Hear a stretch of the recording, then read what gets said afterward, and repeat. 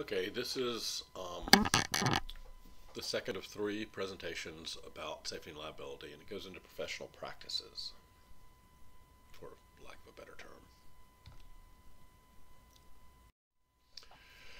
Let me re-mention about duty of care. What that means is it's what would a careful or prudent parent do in a situation.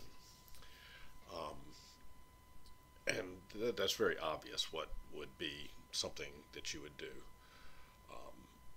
Are you being prudent? But it also includes other things that can, as you get into this liability thing, um, the number of students in the class, what kind of class it is, what are the age of skill, are they competent, what's their capacity, um, you know, learning disabilities, English as a second language, the kind of equipment you have, all of that is rolled into elements of duty of care. Um, One thing I'll mention now that it's a good idea, particularly at the beginning of the school year, to do a safety audit. Once you've done one, updating it regularly is really easy. How to do it? Well, one of the ways to do it is to divide up your lab, your shop, kind of by quadrant. Northeast, here's the potential hazards. Southeast, here's the potential hazards. Or you could do it by list of equipment and go down the machines and list them and go over and look at each one and see whatever are the potential hazards. And this is a good time to check for frayed cables. That's something people really get worried about. Ones that could cause people to trip. Um, all of these kind of things that could be issues with safety. And once you have done this, the next year it'll be easy, just sort of checking off things. And it's good to have this on record because it shows that you're paying attention to safety. Now, as the instructor, you should be modeling good practice. You know, wearing eye protection, um, operating the machinery properly. Um, it's incumbent upon you to keep good records. A little bit more about that in a minute. Um, Check the equipment, record any things that need to be done, anything that was done, and it's up to you to manage the lab. Keep it from becoming a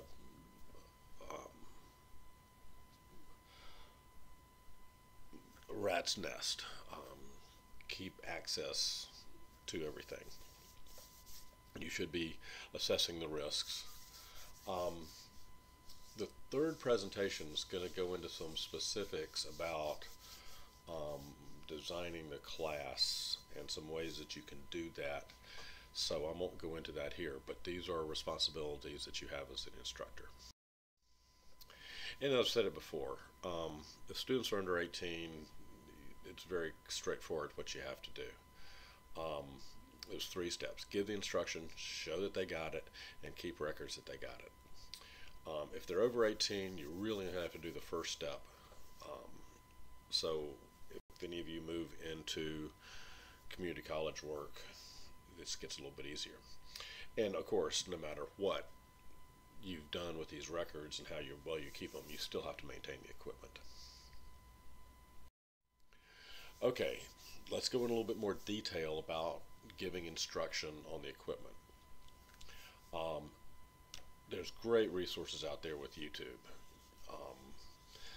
Couple of things about that is that it needs to be as close to the exact equipment that you have as possible. If you have a 12-inch bandsaw and you find it's a Black & Decker, you find a good video on a 12-inch bandsaw made by another manufacturer, that's probably okay. But what you don't want to do is do a video of a 20-inch metal cutting bandsaw if you have an 8-inch woodworking bandsaw. Totally different. You should use the manufacturer's manuals. You can usually find them online, or a facsimile of them that will have a lot of list all the equipment. One of the first things in the manual is a bunch of safety steps. You can create a poster for each tool, um, and that works as part of the instruction. I've posted some examples of these on the Canvas site, and so you can look at those if you want.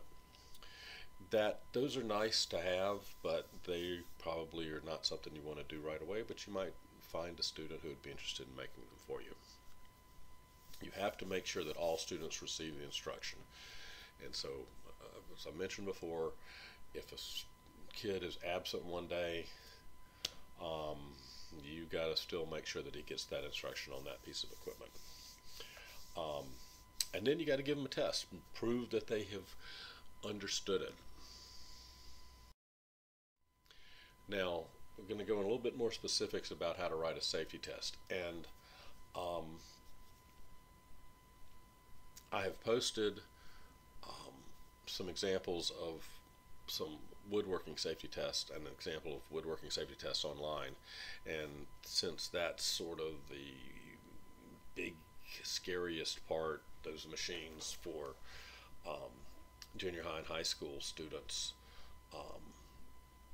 any other area, robotics, CNC, any of that, can step back a little bit from those examples. But it does help to use that instruction, that manufacturer's instruction manual. They will thank you if something happens, because now they're off the hook because you were using their safety mechanism, and that actually comes back to help you. You said, I am using what the manufacturer said are the safety principles, and you can't go anything beyond that. Keep these safety tests simple. It doesn't have to be 100 questions. You just want to show engagement. You just want to show a few key areas, multiple choice, true, false, whatever. You'll see from those examples there are multiple choice mostly. And keep in mind that you're not trying to keep the kids away from using the machines. You want them to use the equipment. You want them to do things. And so it's a show me that you learned it kind of test, rather than I'm scared to death that you're going to hurt yourself, so you better know every single thing about it. And you're the one that decides what the pass point is. Most teachers, because it is only half a dozen questions, require 100%. You might want to say less than that. You get to say what the pass point is. And we've been doing this in old school shops for years, and so we've come up with ways to make it really simple, really quick, and it's the same way that the DMV used to. I don't know if they still do, but they have done the same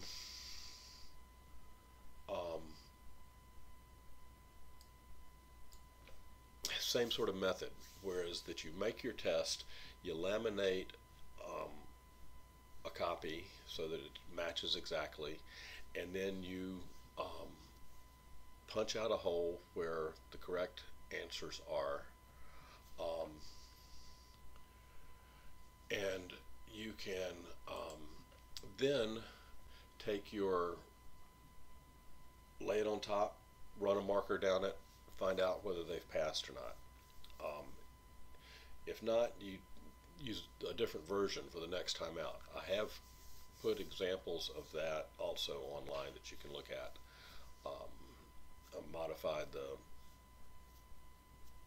big test that was out there and showed two versions of a table saw test. And like I say, this is how Department of Motor Vehicles used to and still does for some minor tests. If you've got to answer 10 questions, they will mark it this way and decide whether you passed or not. Of course, now they're doing them online. I do have some address the online test taking somewhere, I believe, actually in the third presentation. But then you got to keep the records. Again, we've been doing it for a long time, so there's a simple way to do that. Um, and again, this is going to be what works best for you. By the student, by the class, by the tool. A couple of things that you need to know. One is that you keep these students and the student has graduated from your district. I say that because they may want to come back into your shop and do some work. Maybe they're building a set for a play. Maybe they're gone on to high school and realize that your junior high shop has a great setup for doing something, for building a podium, for a something that they're doing, and you're good buddies with them and they want to come in and do it. Keep them. Wait till they're graduated. Doesn't take up much space. Couple of hints. Use color-coded sheets. You can either do it by the class or the tool. My preference is that I use one color for one period, another color for another period, another color for another period. But I do know some teachers that do it by tool. All the drill press tests are blue, all the miter saw tests are yellow, all the table saw tests are white. Whatever works best for you. I will make one recommendation here, and don't go into those classes and waste the time of alphabetizing them by the student's name. Just put them all together. All of the period ones all go in one group. I don't even keep the different it's a bit of a hodgepodge. The miter saw test is in there with the table saw test, and it's all the blue is period one. And the reason for that is that I have had one reportable accident in 30 years of teaching. The likelihood of actually needing these records is pretty slim, and if you do have to dig out that little Johnny was given that safety test, you can find it. But go ahead and spend the time at that point going through those records to find those particular tests. I know some teachers that do wall charts, who's passed what. It's a little cumbersome to keep up with them, but it works.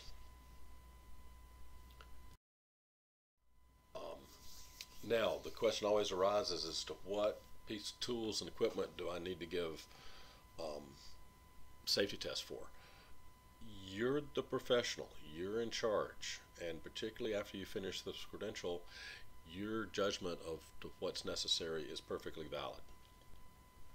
This is part of that duty of care thing. You're the one that says, I don't need to give safety tests on screwdrivers, but I sure do need to do it for table saws. And this also gets a little more complicated by grade level. In middle school, you might want to give hand safety tests on screwdrivers, which are remarkably dangerous. Depending upon the level of competency of the kids in your class, you might not want them to ever use the table saw, but you can, or maybe only the advanced students can use certain saws. And so only those students will have passed a safety test on the table saw. You have to figure out what's going to be best. You're the professional, you decide. Soldering irons can be dangerous. 3D printers have hot spots and can be, there's been plenty of kids burned on 3D printers. So you decide where it is you want to give a safety test. Also, it comes up, should you paint hazard zones around the machines? Those are those yellow lines that say only the person operating the machine should be within these lines. It's good, but it's not essential. The problem with them is that there can be kind of imprecise in that there's always right angles and always done squared off, but some of those places really aren't part of the hazard zone. It's really more an arc right around the operating area. Um, and you move the equipment, and you got this damn yellow paint on the floor. Um, the other problem with it is that it's very difficult to enforce, um, and you got to enforce it all or none. A kid that has got his foot just inside an area of the hazard zone that's not really a hazard zone because he's waiting to get in next. Um, how are you going to enforce it? Hey, get out of there. But what's the punishment? It's really hard to enforce these things. Um, the important thing is is to have guards, and you need to have the guards in place and use them. That's just you gotta have them, and you might have, if you got a table saw, you probably got a saw stop. Great, but let's have some guards in order too, and that's going to be covered again in the third presentation on safety. Some signage. There's generally a couple of different types, and signs are really good. Posters, the general nature, one of the most reliable educational experiments, it's repeated all the time, and that is research that it shows that students who are in classrooms where there were sayings posted around the room performed better. It's remarkably reliable. So that's why Project Lead the Way has these posters of famous engineers and scientists and comments, because it does work. It does keep the kids a little bit alert to what they're doing. Great. Now, other safety posters should be general, but I recommend making a general rules for your lab or your shop. You could have 3, 4, 5, 6, whatever, just a few. You want to state these rules positively. I'm going to give you some examples. It could be machine specific rules, and like I say, I've posted some examples of some posters for specific machines on the Canvas site. Your general lab safety, and it really works with any classroom, that should have a couple of things in general, like no horseplay, keep your hands to yourself, whatever works for you to say these general things about respecting other people. Then there should be a few very specifics for your specific class.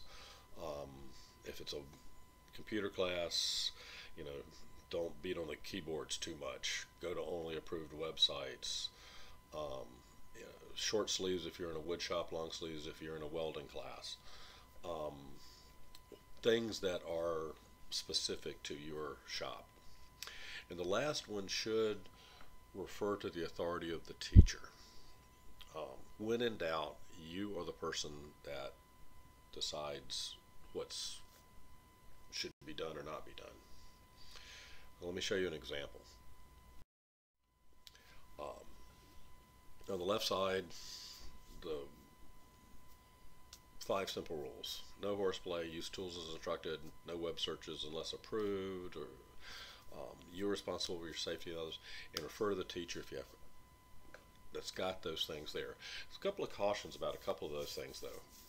If you say no horseplay, you better enforce it, and you better have a way of enforcing it. So you could say, don't keep your hands to yourself. And if you say that you can use the tools as instructed, you better give that instruction. what you might have some other things, and even though this example says that these students are responsible for their own safety, technically they're not. You don't have to tell them that. Um, don't go blab it to them that if they're under 18, they're not responsible. Um, but the last part puts you as the final arbiter. You're the one that says, an example could be the ruling of the teacher is final. They can't, you're not going to get into an argument with them. Those are very handy things to say in your safety rules. Couple of little considerations. Screwdrivers and chisels can be remarkably dangerous. And, you know, think about what happens if they're cyberbullying. Is it foreseeable? Who knows? Um, and err on the side of safety if something. Um, I was in a middle school class a few years ago, and they needed to have some holes drilled into some parts while I was there, and it was easier for the teacher to do. All they had was a hand drill, and they didn't have many of these holes that had to be drilled, so it was easier for him just to drill them and give them the piece rather than go to the trouble of doing safety rules and explanations on how to use hand drills. And school is life, and life has dangers. Um, yeah, like I say, one recordable accident in 30 years of teaching, you're probably going to be okay. Um, you may want to make note of these specifics because this is taken from the recommended text for this class. Um, that the checklist for safety is that you have well maintained equipment, proper guards, equipment's in good condition. There are safety policies and procedures in place. Those are the safety rules. Proper supervision procedures as the safety tests. There are student records kept, the attendance and the safety tests, and the class rules posted, places where they see this. If you have all these in place, you are in good shape. Now, let me just very quickly mention what happens if an accident does happen. Um, First, tend to the wound. You know, deal with the person who's been bullied, whatever it is. Deal with the situation. Worry about the student and their well-being. That's duty of care. And next, start getting accounts from whoever was involved or nearby while it's still fresh in their minds. Try to get that information as quickly as you can. And then write some reports. Write it up. Say, here's what happened. And it doesn't hurt to make some kind of step to prevent it from happening again, even if it's a little bit of, it's not really much of a thing, but show that something has been done to prevent something like it from happening again. If it's possible, don't worry too much about it. And then, move on. Don't be dwelling on it. You might want to tell the class, this is another class, this is what happened, but move on to the next things as quickly as possible.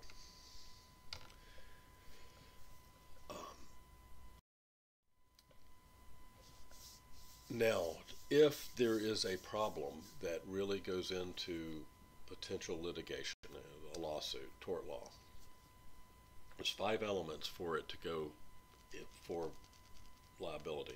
First has to be a duty of care. That's normal classroom time. That would also include if you let your students in at lunch, which I encourage you to do, or stay after school. I encourage that too, but you still have that duty of care at that time. Kid hides out in the lab and you close up and go home for the day and he's there at 10 o'clock at night doing something.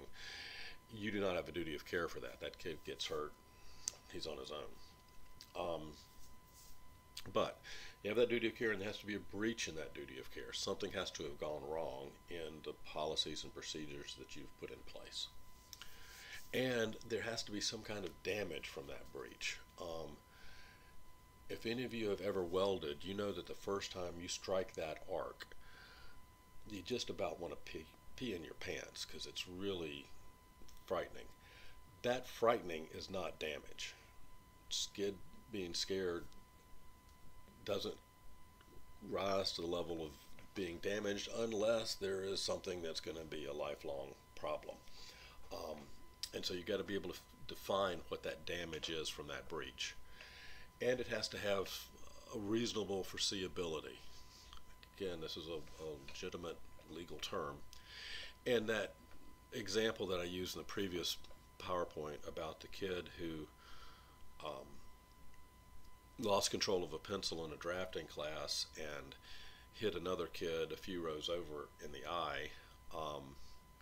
There is no way that a ricochet toss like that could ever have been foreseeable that it would have ended up in the eye.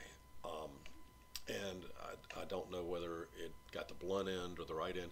If you sat down across the table and had people throw pencils to try to hit somebody's eye, you'd have hundreds of them and you still wouldn't hit it. So it is not foreseeable that that could have happened. And a case can get thrown out at that point. And that the plaintiff, the kid injured, actually suffered an actual loss, losing a finger, it, you know, welding and a spark burned a hole in their shirt. That's not a real actual loss. But in, you know, other problems could create that loss. Um, so there's got to be something real to have happened. Now, what happens if there is a lawsuit? I may have mentioned that I've been called as an expert witness in some cases. If your district needs an expert witness, feel free to tell them to let me know. What happens is everybody gets listed on the initial suit.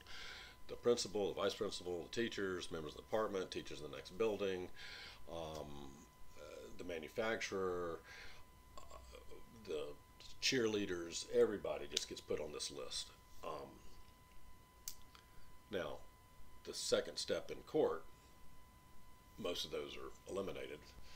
Um, and if you're in the department and you're listed on the lawsuit, don't worry about it. If it was another teacher, you're going to be thrown off the lawsuit. But they keep in mind, I'll get to this as to why that happens. And I will say that the district lawyers that I've come across are usually pretty good, and they're going to back you on this. So they have they're on your side. And the injured student is probably going to be represented by a lawyer on a contingency plan. That is that they'll sue the district for $100,000, and if they win, the lawyers keep $60,000 and $40,000 goes to the family. It's usually about 60-40 for the lawyers. So these are ambulance chasers. These are not the greatest attorneys for the most part. And they'll work on it based on what they think they can get out of it. And as I said, when it push comes to shove, or I shouldn't say that, when they have their part of their payment and how they will figure out what they end up getting is based on the billable hours that they have put into it, and listing everybody on the lawsuit initially just generates more hours to show that they've been working on this case. They know that they're not going to, everybody on that list isn't going to be on there, but they do it so they can kind of show that they're working on it. So you've got the your school district's lawyers, you've got the injured students, ambulance chaser lawyer coming after it, And what they then do is they depose everyone. Everybody tells their story. Going back to that, what happens, immediately get people to start making records of what happened, have everybody tell their story immediately. This is all going to take place 6 months after the accident, and they're going to not remember, but you'll have records saying, here's what happened.